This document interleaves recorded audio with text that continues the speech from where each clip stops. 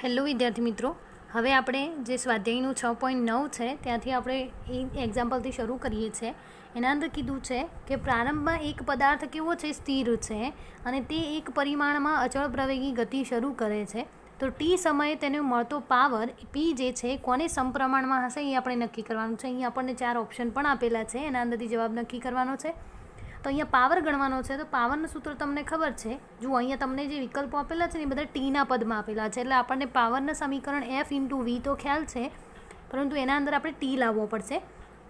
તો F into વી છે, તો વી બરાબર આપણને ખબર છે. વી બરાબર શું થાય? પ્રવેગ ગુણ્યા સમય. કારણ કે પ્રવેગ એટલે શું થાય? વેગ ભાગ્યા સમય. તો વેગ એટલે શું થશે? પ્રવેગ ગુણ્યા સમય. પ્રવેગ એફ ઇક્વલ ટુ એમ એ ઉપરથી પ્રવેગને કરતાં બનાવશો તો શું થશે? એફ ભાગ્યા એમ અહીંયા મૂક્યો છે ટી. તો આપણે વીની જગ્યાએ શું મૂક્યા? એફ ભાગ્યા એમ ઇન્ટુ ટી. તો શું થશે? એફ સ્ક્વેર ભાગ્યા એમનો વર્ગ. અહીંયા એક એમ વધારાના ગુણી દીધા છે, એટલે અહીંયા આપણે એમને શું કર્યો? એમનો વર્ગ.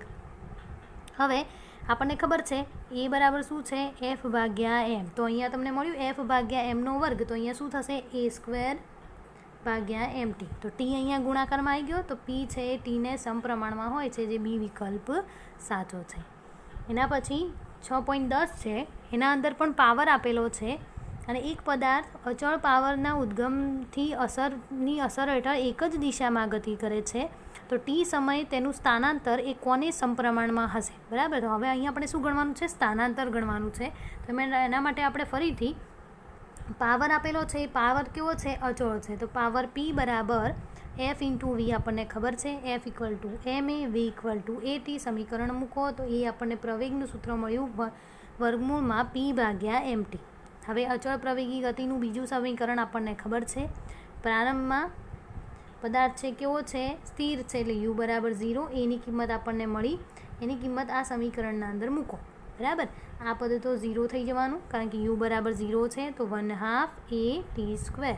તો અહીંયા ટીની જુઓ, અહીંયા કેટલી થશે? ટીની -1/2. ટીનો વર્ગ ઓલરેડી છે અને ટી ભાગાકારમાં છે, પાછો વર્ગમૂળમાં, એટલે -1/2. બરાબર. તો અહીંયા શું થશે? ટીની 3/2 જેટલી ઘાત થાય છે. જુઓ, 2 × 2 એટલે 4, 4/2 એટલે 3. ટીની 3/2 જેટલી જગ મળે છે. તો સ્થાનાંતર છે એ ટીની 3/2 ઘાતને સમપ્રમાણમાં હશે. બરાબર. એના પછી 6.11 છે. તો એના અંદર તો ખાલી તમને શું ગણવાનું કીધું છે? કાર્ય ગણવાનું કીધું છે. જુઓ, તમને એફનું કિંમત આપેલી છે અને એ ઝેડ અક્ષમાં 4 મીટર અંતર સુધી ગતિ કરાવવા માટે એને કેટલું કાર્ય જોઈશે? તો તમને જુઓ, એફ કાર્યનું સૂત્ર ખબર છે તમને? F into D. એફનું સમીકરણ તમને આપેલું છે અને સ્થાનાંતર કઈ દિશામાં કરે? 4 મીટર સુધી ઝેડ અક્ષ દિશામાં. એટલે 4 મીટર અને ઝેડ અક્ષનો એકમ સુધી શું થાય? કે કેપ. તો અહીંયા લખીશું કે કેપ ફોર કે કેપ. જુઓ, આઈ વાળું પદ તો છે નહીં, કેન્સલ. જે વાળું પદ પણ કેન્સલ. કે વાળા પદ છે તો 4 તરી 12 અને કે ગુણ્યા કે એટલે શું થશે? 1. એટલે અહીંયા શું થશે? 12 જૂલ જેટલું કાર્ય કરવું પડે છે. એના પછી 6.12 છે. એના અંદર કીધું છે કે કોસ્મિક કિરણોના એક પ્રયોગમાં એક ઇલેક્ટ્રોન છે અને એક પ્રોટોન છે, એની હાજરી જોવા મળે છે, જેમાં ઇલેક્ટ્રોનની ગતિ ઉર્જા અને પ્રોટોનની ગતિ ઉર્જા આપણને આપેલી છે. તો કોણ ઝડપી હશે? ન્યુટ્રોન કે પ્રોટોન કોણ ઝડપી હશે? તો આપણે એની ઝડપ નક્કી કરવાની છે અને બંનેની ઝડપનો ગુણોત્તર મેળવવાનો છે. પ્રોટોનનું દળ અને ઇલેક્ટ્રોનનું દળ આપણને આપેલું છે. બરાબર. તો આપણે પહેલાં બંનેની શું કરીશું? ગતિ ઉર્જા આપેલી છે તો ગતિ ઉર્જાનો ગુણોત્તર લઈ લઈએ. તો ઇલેક્ટ્રોનની ગતિ ઉર્જા ભાગ્યા પ્રોટોનની ગતિ ઉર્જા 1/2 mv². બંને માટેના સૂત્રો લખી દીધા. બરાબર. અહીંયા જુઓ, 1/2 કેન્સલ થઈ જશે.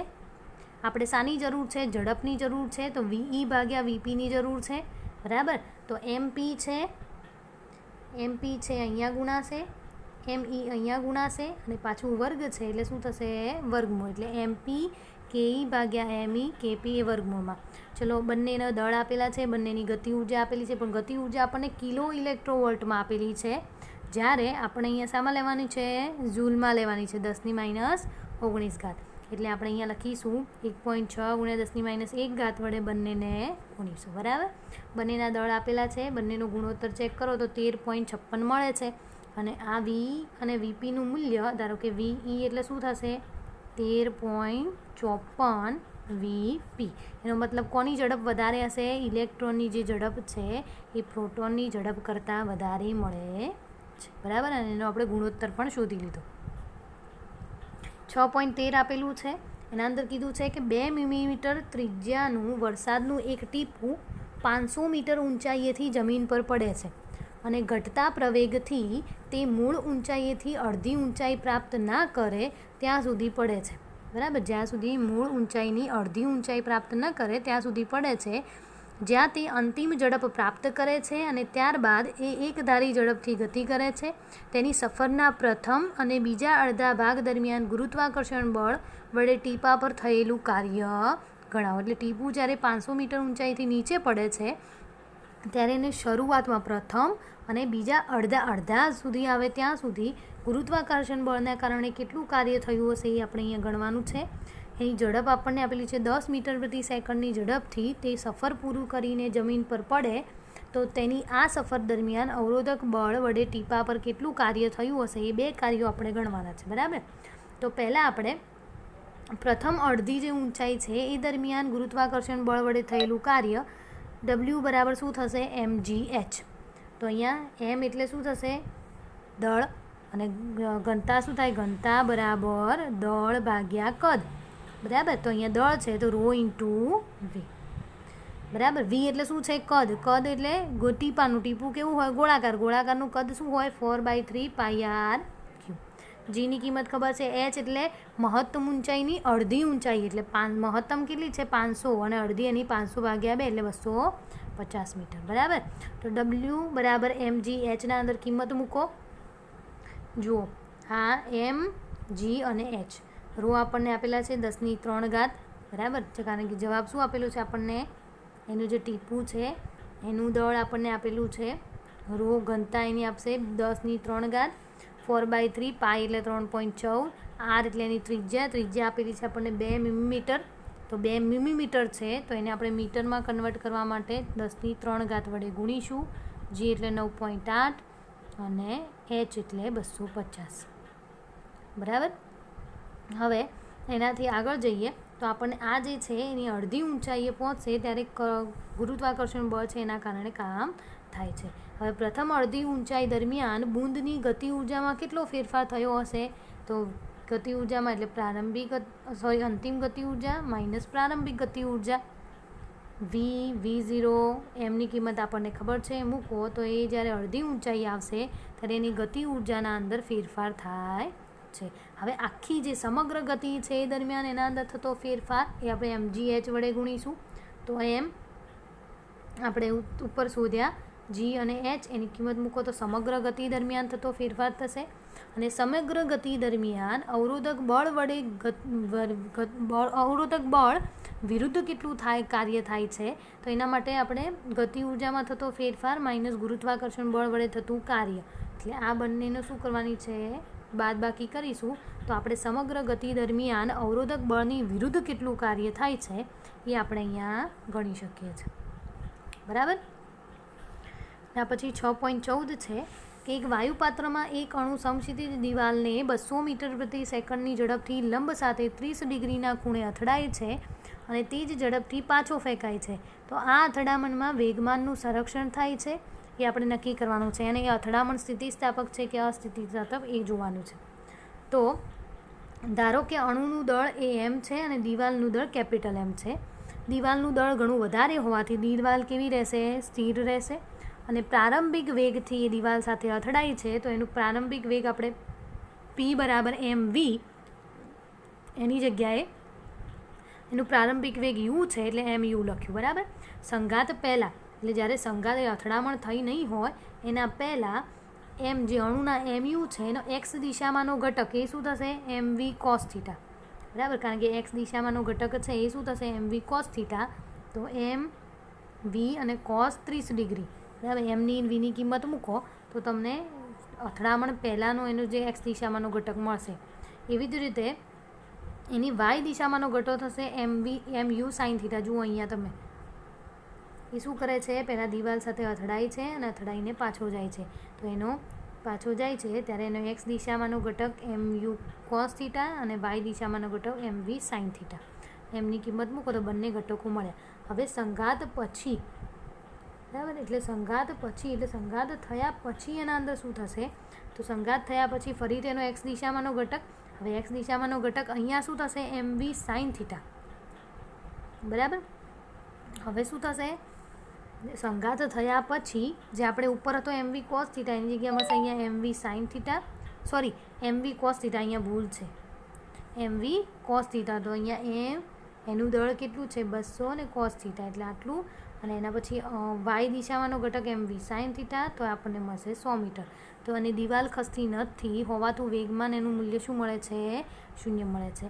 હવે યુ અને વીના મૂલ્યો બંને માટે કેવા મળે છે? સમાન, કારણ કે સંઘાત પહેલાં અને સંઘાત પછી બંનેના મૂલ્યો સમાન મળે છે અને દળ પણ આપણને સમાન છે. તો ગતિ ઉર્જા બંનેની સમાન તથા સંઘાત પહેલાંનું વેગમાન અને સંઘાત પછીનું વેગમાન સમાન છે.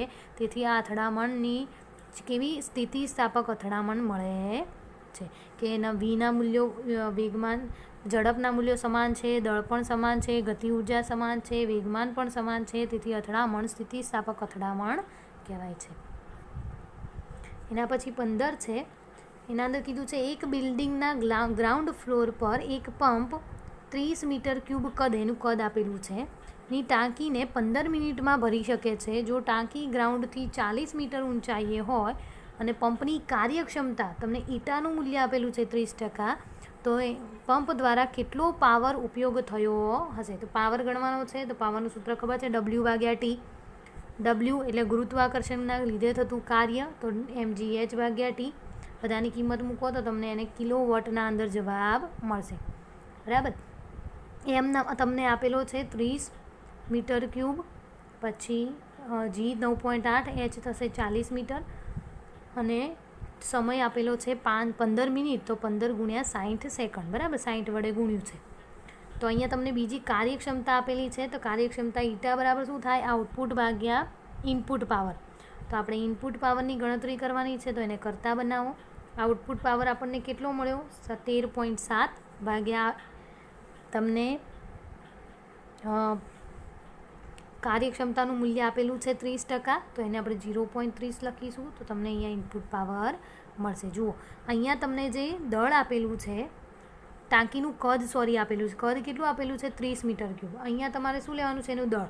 તો દળ બરાબર શું થાય? ઘનતા ગુણ્યા કદ. એનું કદ 30 તમને આપેલું છે અને ઘનતા એટલે પાણી જે છે, પાણીની ઘનતા કેટલી હોય? 10⁻3.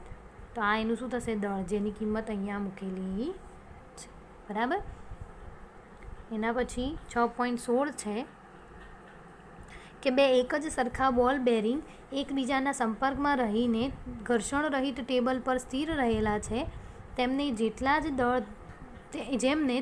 જ દળની વી જેટલી ઝડપથી ગતિ કરતું બોલ બેરિંગ સમ્મુખ અથડાય છે. બે કેવા છે? સ્થિર છે. જુઓ અહીંયા બે કેવા છે? સ્થિર છે. અને એના સાથે ત્રીજું જે છે એના સાથે અથડાય છે. જો અથડામણ સ્થિતિસ્થાપક હોય તો અથડામણ બાદ તે નીચે આપેલી આકૃતિમાં કયું પરિણામ શક્ય છે? બરાબર. અથડામણ કેવી લેવાની છે? સ્થિતિસ્થાપક લેવાની છે. તો ધારો કે બોલ બેરિંગનું બોલનું દળ m છે, તેની કુલ ગતિ ઉર્જા થશે, પહેલો જ એક જ દળો છે સંઘાત પહેલાં, બરાબર, એટલે mv², 1/2 mv² એની ગતિ ઉર્જા મળશે. કારણ કે 1 નંબરનો બોલ છે, એનો વેગ v છે, એ ગતિ કરે છે એટલે એની ગતિ ઉર્જા મળશે. જ્યારે બીજો છે એ કેવો છે? સ્થિર છે, એટલે એની ગતિ ઉર્જા મળશે નહીં, બરાબર. તો અહીંયા આપણને 1/2 mv² એની ગતિ ઉર્જા મળે છે. તો આપણે પહેલા કિસ્સાના અંદર જોઈએ, બરાબર. 3 કિસ્સાઓની ચર્ચા કરવાની છે, A, B અને C. તો આપણે પહેલો કિસ્સો જોઈએ. તો એમાં E1 બરાબર શું થશે? 1/2 2mv/2 કેમ? જુઓ અહીંયા શું થાય છે? એના વેગ જે છે એમાં બે શું થાય છે? ઘટાડો થઈ જાય છે, બરાબર. તો અહીંયા લખ્યું અને પાછું ભેગો થઈ જાય છે એટલે એનું દળ 2 ગણું થઈ જાય છે અને ઝડપ 2 ઓછી થઈ જાય છે. તો 1/4 mv² મળે છે, જે નહીં થાય. બીજો જે કિસ્સો છે એના અંદર તો વી જ રહે છે અને દળ એક જ છે એટલે આપણને મળશે 1/2 mv². જ્યારે ત્રીજો કિસ્સો છે એના અંદર ઝડપ 3માં ઘટાડો થાય છે અને ત્રણેય ભેગા થઈ જાય છે. તો અહીંયા શું થશે? 3m અને v/3. તો અહીંયા 1/2 1/6 mv² મળે છે. તો બીજું જે સમીકરણ છે આપણને સાચું મળે છે, એટલે બીજા કિસ્સાની જે સ્થિતિ છે એ શક્ય છે. બરાબર. જુઓ અહીંયા ઝડપ કેટલી થાય છે, અડધી, અને બે ભેગા થઈ જાય એટલે 2m અને v/2 થાય છે. જ્યારે અહીંયા 3m અને v/3 થાય છે. જ્યારે અહીંયા m અને v રહે છે. એટલે બીજા નંબરની જે કન્ડિશન છે એ સાચી હશે. બરાબર. એના પછી 6.17 છે કે એક લોલકના ગોળા એને લંબ સાથે 30 ડિગ્રીના ખૂણે છોડતા આકૃતિમાં દર્શાવ્યા મુજબ તે એટલા જ દળના ટેબલ પર સ્થિર રહેલા દડા બી સાથે અથડાય છે. અથડામણ બાદ ગોળો એ કેટલે ઊંચે સુધી પહોંચશે અને દડાના કદને અવગણવાનું છે અને અથડામણ સ્થિતિસ્થાપક છે એમ માનો. તો સ્થિતિસ્થાપક અથડામણ હોવાના કારણે એ અને બી ગોળો એકબીજા સાથે અથડાય ત્યારે તેમના દળ સમાન હોવાથી બી ગોળાના સ્થાને એ ગોળો સ્થિર રહેશે અને એ ગોળો વેગથી બી ગોળો ગતિ કરે છે. બરાબર. જુઓ અહીંયા શું થશે, એ ગોળો અને બી ગોળાના વજન સમાન છે. એટલે એ ગોળો જ્યારે અહીંયા અથડાશે એટલે એ બી ગોળાના સ્થાને અહીંયા એ શું થશે, સ્થિર થઈ જશે અને બી ગોળો છે એ વેગથી ઝડપ ચાલુ રાખે છે. એટલે એ ગોળાનું બધું વેગમાન ટેબલ પર પડેલા બી ગોળાને મળશે અને એ ગોળો અથડામણ પછી બિલકુલ ઊંચે જશે નહીં. એટલે એ સમતલના અંદર આ રીતે ગતિ કરશે, એ ઊંચો જશે નહીં. હવે 6.18 છે કે એક લોલકના ગોળાને સમક્ષિતિજ સ્થિતિ પરથી છોડવામાં આવે છે. જો લોલકની લંબાઈ 1.5 મીટર હોય તો ગોળો જ્યારે ન્યૂનતમ બિંદુએ આવે ત્યારે તેની ઝડપ કેટલી હશે? અને અહીં આપેલ છે કે તે તેની પ્રારંભિક ઉર્જાના 5% ઉર્જા હોવાના અવરોધક બળ સામે ગુમાવે છે. એટલે જે એની પ્રારંભિક ઉર્જા છે એના 5% ઉર્જા શું કરે છે, એ ગુમાવે છે. તો એના માટે આપણને એક આકૃતિ આપેલી છે. અહીંયા એ છે દડો આપેલો છે, 1.5 મીટર છે, ઊંચાઈ આપણને h ધારી દઈએ તો આપણે જે બી છે એની જે ગતિ ઉર્જા છે એ 95%, એટલે 5% ગુમાવે છે એટલે કેટલી મળે, એની જે ગતિ ઉર્જા છે એની 5% થઈ જાય છે. બરાબર. બીની ગતિ ઉર્જા, તો બીની ગતિ ઉર્જા ખબર છે આપણે 1/2 mv² અને એની સ્થિતિ ઉર્જા આપણને કેટલી મળશે, mgh જેટલી.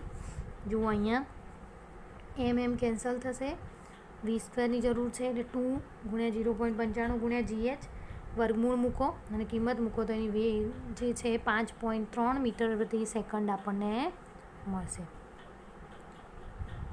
હવે આ તો થિયરિટિકલ પ્રશ્ન છે, તમે વાંચી લેજો એટલે તમે ખ્યાલ આવી જશે પોઝ કરીને. 6.20 છે. જુઓ અહીંયા 0.5 કિલોગ્રામનો એક પદાર્થ સીધી રેખામાં વેગ v બરાબર ax ની 3/2થી જાય છે, એટલે મુસાફરી કરે છે.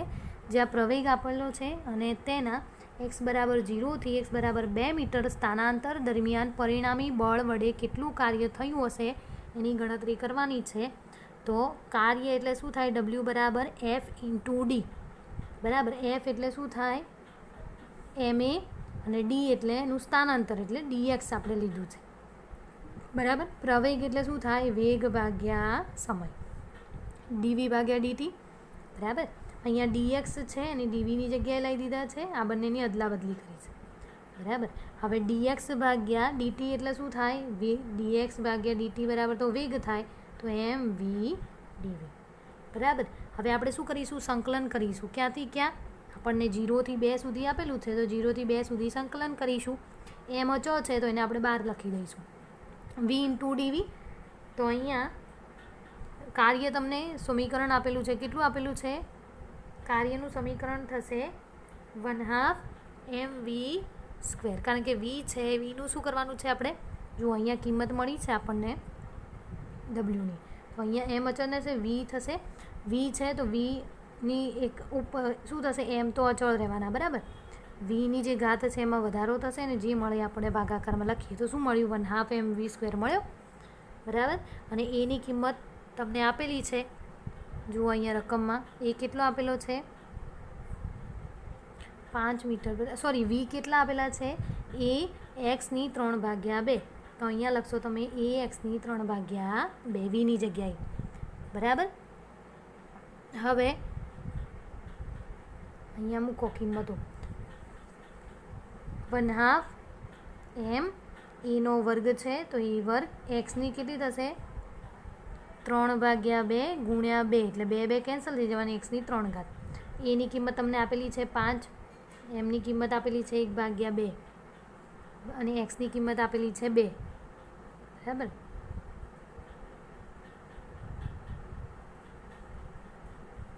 તો એની કિંમતો મૂકો એટલે તમને ખ્યાલ આવશે. તો એનો જે કાર્ય છે એ આપણને કેટલું મળે છે 50 જૂલ જેટલું કાર્ય મળશે. બરાબર. શું કર્યું આના અંદર? કાર્યનું સમીકરણ વાપર્યું છે W બરાબર એની કિંમત મૂકી, પછી જે અદલા બદલી કરી વીની કિંમત મૂકી, આપણને વીનું સમીકરણ જે આપેલું છે આનું સંકલન કર્યું, વીનું જે સમીકરણ આપ્યું છે એ મૂક્યું, અપર લિમિટ મૂકી એટલે એક્સની જગ્યાએ શું આવશે 2. તો આપણે અહીંયા ત્યાં 2 એક્સની જગ્યાએ શું મૂક્યું અપર લિમિટ એટલે 2 અને 0 તો મૂકવાની કોઈ જરૂર જ નથી કારણ કે ગુણાકાર છે એટલે 0 થઈ જવાનું. તો એક્સની જગ્યાએ આપણે 2 મૂક્યા. એની કિંમત તમને આપેલી છે કેટલી આપેલી છે 5. બરાબર. એમની 1/2 ઘાત. તો આપણને એનું કાર્ય મળશે. હવે 6.21 છે એના અંદર કીધું છે એક પવનચક્કીના પાંખિયા ફરે ત્યારે એ જેટલા ક્ષેત્રફળનું વર્તુળ આવરી લે છે, જે વર્તુળ પાંખિયા ફરે ત્યારે એ જેટલું ક્ષેત્રફળ આવરી લે છે. તો એ શોધવાનું કીધું છે કે જો પવન v વેગથી આ વર્તુળને લંબરૂપે વહેતો હોય તો t સમયમાં કેટલા દળની હવા તેમાંથી પસાર થશે. તો ધારો કે પાંખિયા તેની બહારની એ જેટલા ક્ષેત્રફળની હવા ખેંચે છે, કારણ કે એનું ક્ષેત્રફળ એ છે તો એ જેટલી હવાને ખેંચે છે, અને હવા ગતિ કરતાં મળતા પવનનો વેગ v અને હવાની ઘનતા ρ છે. તો t સમયમાં પવન વડે થયેલું કાપેલું અંતર બરાબર શું થશે વેગ ગુણ્યા સમય. તો d બરાબર v × t. તો વર્તુળાકાર ક્ષેત્રફળ એમાંથી હવાનું કદ કેટલું પસાર થશે? કદ બરાબર શું થાય ક્ષેત્રફળ ગુણ્યા અંતર, કારણ કે ક્ષેત્રફળ શું થાય લંબાઈ ગુણ્યા પહોળાઈ, લંબાઈ ગુણ્યા પહોળાઈ ગુણ્યા ઊંચાઈ કરીએ તો આપણને કદ મળી જશે. તો અહીંયા v બરાબર ad, d બરાબર શું છે av t. હવે એનું દળ શોધવાનું છે. દળ બરાબર શું થાય કદ ગુણ્યા ઘનતા. કદ શું મળ્યું આપણને av t અને ઘનતા ρ. બરાબર. તો આ એની આપણને કદ મળ્યું કે એ જેટલો ક્ષેત્રફળ છે તો એ જો બંને એકબીજાને લંબરૂપે વહેતો હોય v વેગથી પવન તો એના અંદર આટલું દળ એ આવરી લે છે. બીના અંદર કીધું છે હવાની ગતિ ઉર્જા કેટલી હશે. તો હવાની ગતિ ઉર્જા શોધવા માટે આપણે ગતિ ઉર્જાનું સૂત્ર વાપરીશું. એમની કિંમત આપણને મળી ઉપર v². તો અહીંયા કરશો તો એ આ પ્રમાણેની ગતિ ઉર્જા આપણને મળશે. સીના અંદર કીધું છે કે ધારો કે પવનચક્કી પવન ઉર્જાની 25% ઉર્જાનું વિદ્યુત ઉર્જામાં રૂપાંતર કરે છે. એ આપેલા છે, વી આપેલા છે, હવાની ઘનતા આપેલી છે, તો એ કેટલો પાવર ઉત્પન્ન કરશે. બરાબર. તો એના માટે આપણે કાર્યક્ષમતાનું સૂત્ર વાપરીશું. કાર્યક્ષમતા એટલે શું થાય આઉટપુટ ઉર્જા ભાગ્યા ઇનપુટ ઉર્જા. ઈટા આપણને 25% આપેલા છે, ઇનપુટ ઉર્જા આપણને આટલી મળી, તો એનું સમીકરણ અહીંયા મૂકીશું. વિદ્યુત ઉર્જા શોધવાની છે 25% એટલે 25/100 અને આ સમીકરણ અહીંયા ગુણાશે. બરાબર. બધાની કિંમત મૂકો.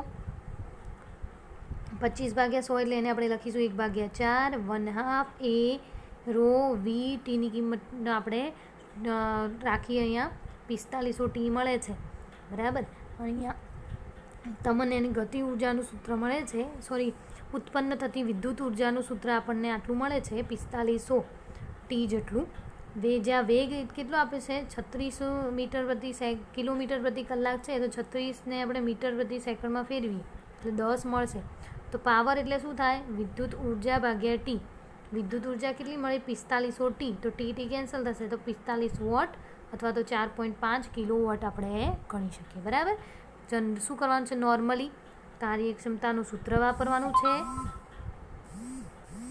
એની કિંમતો મૂકવાની છે, એનું જે સૂત્ર મેળવવાનું છે, પછી પાવર બરાબર વિદ્યુત ઉર્જા ભાગ્યા ટી કરીશું તો આપણને પાવર મળી જશે. એના પછી 6.22 છે કે વજન ઓછું કરવા માંગતી એક વ્યક્તિ છે એ 10 કિલોગ્રામ દળને 1000 વાર દરેક વખતે 0.5 મીટર જેટલું ઉંચકે છે. ધારો કે તેણી જેટલી વખત દળને નીચે લાવે તેટલી જ વખત સ્થિતિ ઉર્જાનો શું થાય છે? વ્યય થાય છે. તો તેણી ગુરુત્વાકર્ષણ બળ વિરુદ્ધ કેટલું કાર્ય કરે છે એની આપણે અહીંયા ગણતરી કરવાની છે. બરાબર, એક મિનિટ. તો એના માટે જો આપણે 10 કિલોગ્રામનું વજન છે, 1000 વખત 0.5 મીટર ઊંચાઈએ થતું કાર્ય એટલે F × D. બરાબર, W બરાબર એટલે કાર્ય એટલે mgh ગુરુત્વાકર્ષણના લીધે, અને 1000 વખત કરે છે એટલે આપણે એને 1000 વડે ગુણી દઈશું. mghની કિંમત મૂકો તો તમને આટલું કાર્ય મળે છે. બરાબર, એટલે ગુરુત્વાકર્ષણને લીધે કાર્ય તમને W મળી ગયું. બીના અંદર શું કીધું છે? ખોરાકમાંથી કિલોગ્રામ દીઠ આટલી જૂલ ઉર્જા મેળવે છે, જેનું યાંત્રિક ઉર્જામાં રૂપાંતર 20% કાર્યક્ષમતાના દરે થાય છે. તો ડાયટિંગ કરનારે કેટલું ફેટ વાપર્યું હશે? તો 1 કિલોગ્રામ ચરબીમાંથી આટલી ઉર્જા મળે છે. તો એમ ધારો કે એમ છે, એમ ચરબીમાંથી કેટલી ઉર્જા મળતી હોય તો એને આપણે U બરાબર 3.8 × 10⁷ જૂલ જૂલ આપણને મળશે. ખબર પડી?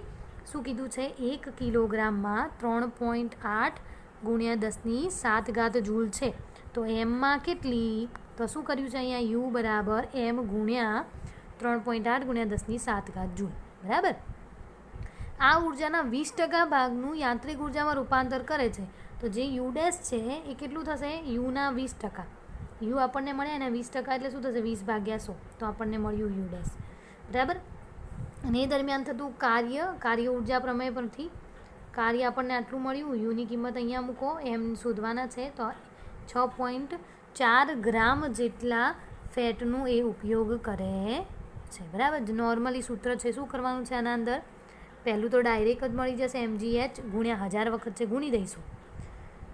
1 કિલોગ્રામ આટલી છે તો એમમાં કેટલી હશે? તો આટલી. તો એના 20% લઈશું અને આ બંનેને સરખાઈ દઈશું.